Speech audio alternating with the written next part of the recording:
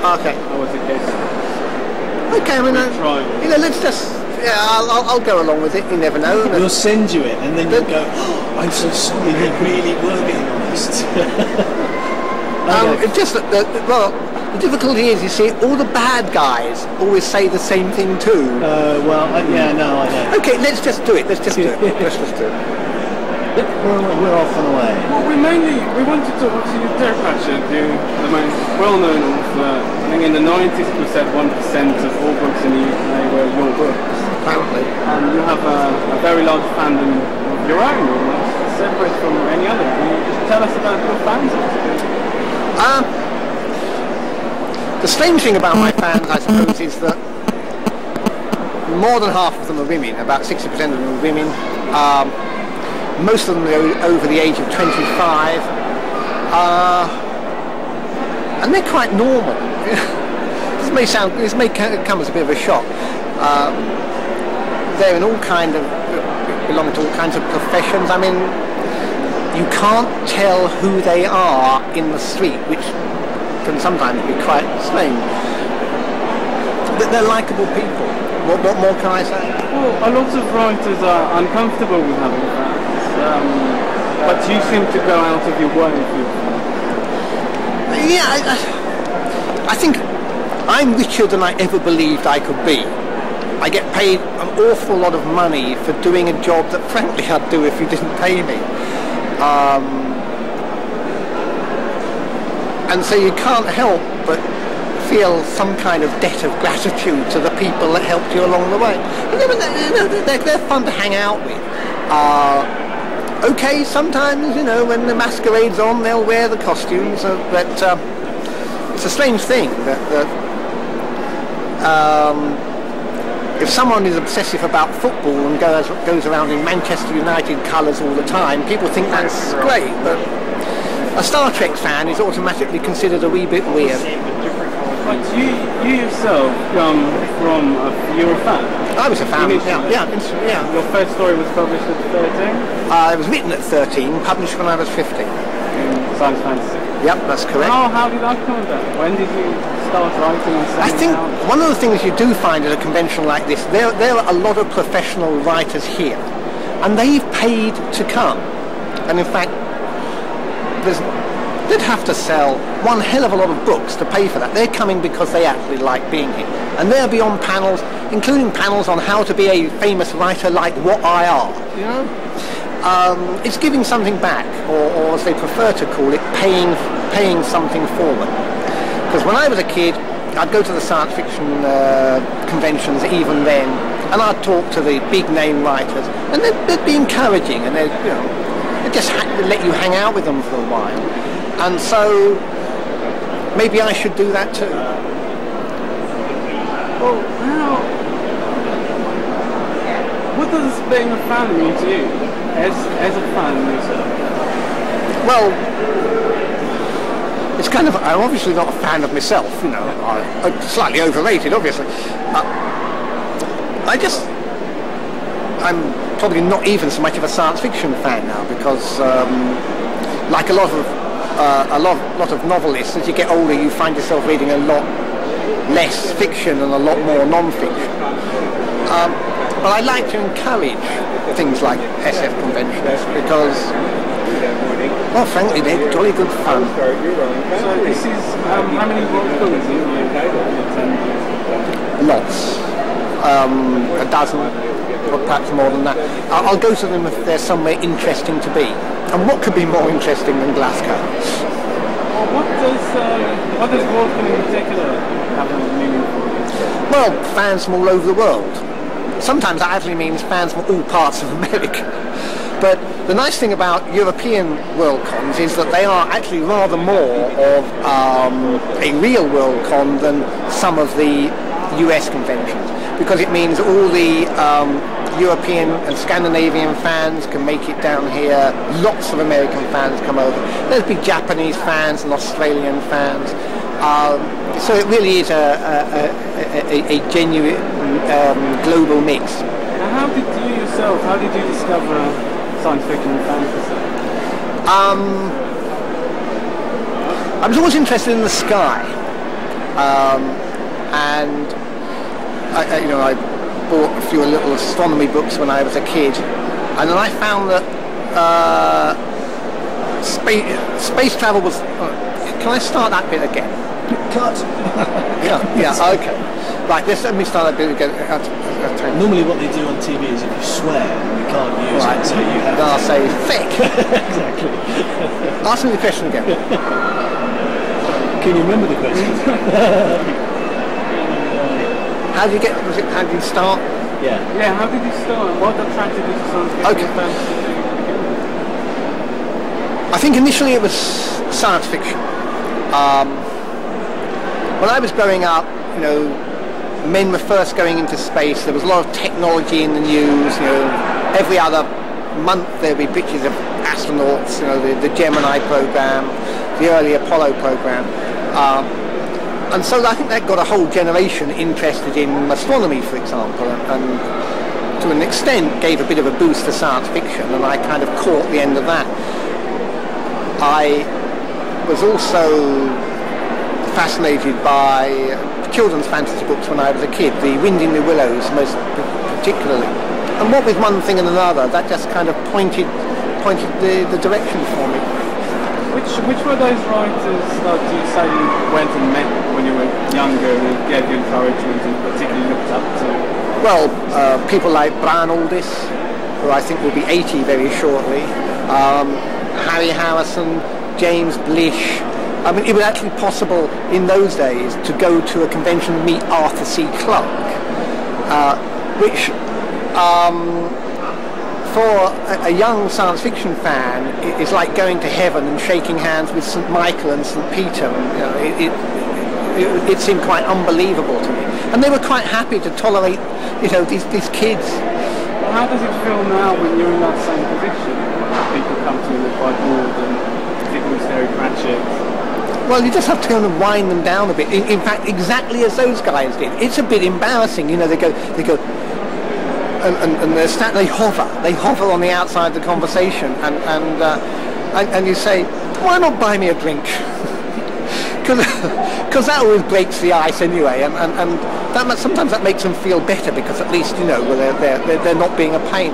I mean, I don't know. The buzz at a place like this is just fun. I really enjoy coming. How did the whole idea of Discord convention? That was the fans, and the strange thing is that when they had it, about 900 people came to the first one, and only about 1 in 10 knew about fandom, knew about science fiction conventions. The Discworld fans created their own fandom. They looked at them, what you might call the mainstream fan, to find out how things were done. You had to have a masquerade. You had to have things like insurance. You had to have things like organisation, a special contract with the hotel, all the things that you need to run a big public event satisfactorily. But then after that, they did it their way, and they've done it very, very successfully. I'm going to ask you a couple of questions about the actual books. Right. But I was interested in The Carpet People, which you wrote as a very young man. Right. And then you collaborated with yourself in it. Yeah. Which is not a common... How did that come about? What made you want to... The Carpet People had been long out of print in hardcover, and my new editor said, let's bring it back because there's a demand for your books. And I said, well, yeah, but it was written by a 17-year-old. So I'm not going to allow it to come back unless I can go over it and tighten it up and remove some of the most embarrassing bits. And they said, yeah. And in fact, I confess there's a couple more books of mine that I'd like to do version 1.1. I go through it now, knowing what I now know. That's a slightly embarrassing thing about being around for a fairly long time. The Discworld series started in 1983. I think I'm a much better writer now. If I'm not, then something must have gone wrong. I wouldn't actually mind going back and just tinkering with the early books a bit to, as I would think, bring them up to scratch. But you're not really allowed to do that. And if you start doing that, where will you end up? You'll spend the whole of your career doing like version 2 of the book. The The other book question I wanted to ask is about the Colour of Magic, because we spoke to Anne McCaffrey. Yeah. And how much of Anne McCaffrey's dragons? None whatsoever, none. And she and I are friends, okay? And you don't think we would still be friends if there was a problem. The Colour of Magic and the Light Fantastic were a high-speed parody of just about all the fantasy and science fiction there was there. Well, you know, that had to include Anne McCaffrey, didn't it? But she's a nice lady, and she was quite happy about that. And I was always going to science fiction conventions where I saw young ladies in sort of dragon rider costumes, and they always had the pet dragons on their back because, you know, there were pet dragons in the Anne McCaffrey books. And because I'm British, it struck me that there must be certain drawbacks to having a dragon permanently sitting on your shoulder, unless they were really, really constipated. And from that you may gather the kind of British motivation to the early Discworld books. I think I've got over that stage now. Another thing that interests me, how do you react to the secondary markets in the first editions that go for a lot of money? There's the figurine, posters, the stamps. I mean, yeah. It's stuff. It happens. I get something from it, and not a lot, because I'm not that particularly, you know, I get something of a kick out of the fact that it happens. It's a bit annoying when you see a book go for more money than you had as an advance when it came out. But that's the nature of the beast. You get very nervous when you're signing for a big queue and someone doesn't want a dedication, they just want a book signed. So you think, shall I sign it to lucky eBay bidder? But I never really have the heart to do that.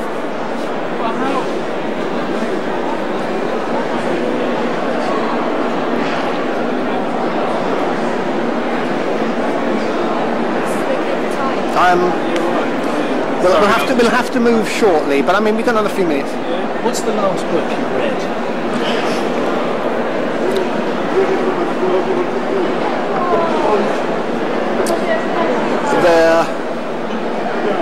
Let me think about this.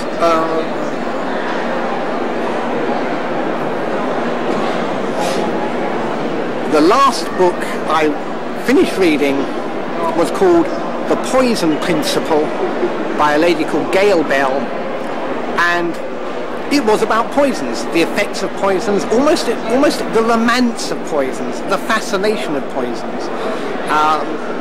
And that's the kind of stuff I read. Not all about poison, I hasten to add, but stuff which, well, when I'm talking to wannabe fantasy writers, I say, stop reading fantasy, obviously except mine. Because otherwise, what you're bringing to fantasy is fantasy.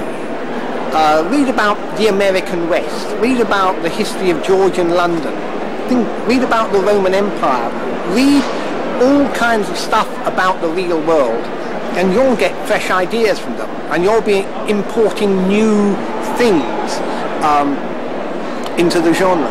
If all you do is just read everyone that's gone before, I mean, you should read a lot of the people that have gone before, because you'll pick up hints and tips and clues and things. But once you're in it seriously, you should be bringing in original ideas, and you won't do that if all you ever do is reread the fantasy heroes of your youth. Is there a particular book that inspired you to change the way things? There's probably about 100 books that inspired me. There's no particular one. Like just about every other kid, I was gobsmacked when I read Tolkien for the first time. And in my mind's eye, at the age of 13, I was reading the book very, very late at night while babysitting for some neighbours. And as far as I was concerned, at the edge of the carpet, the forest began. I read the book in 24 hours, all 3 novels. But by then I was already reading fantasy. In fact, the librarian, when the books came into the library, the librarian that knew my tastes handed them over to me and said, "You might like these. I think they're your kind of thing." So do you feel that perceptions have changed in fantasy science fiction? There are grandparents out there that can speak Klingon. You know. There are kids that haven't heard of Captain Kirk because he's, that was so long ago. It's now part of the environment. I mean, it's interesting to note that we think that probably perhaps 1 in 10, 1 in 7 of my readers are people who think of themselves as fantasy fans, but they read Discworld books, which are just crammed full of, all right, maybe a kind of a modern take on fantasy, but they're still fundamentally fantastic books. Like I said before, you can't recognise them in the street. They don't wear a funny hat. There's a big market out there for science fiction and fantasy. Cool, man. You've got a piece of paper. Only within the solar system, okay? Okay. Okay.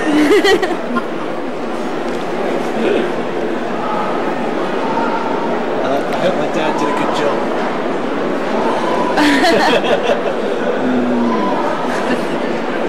Earth only. And you can have my indie. Thank you. You realise that...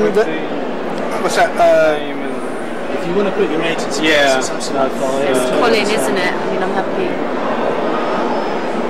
Do you know Colin's address? I can get it from Glasgow. Yeah, please. Yeah.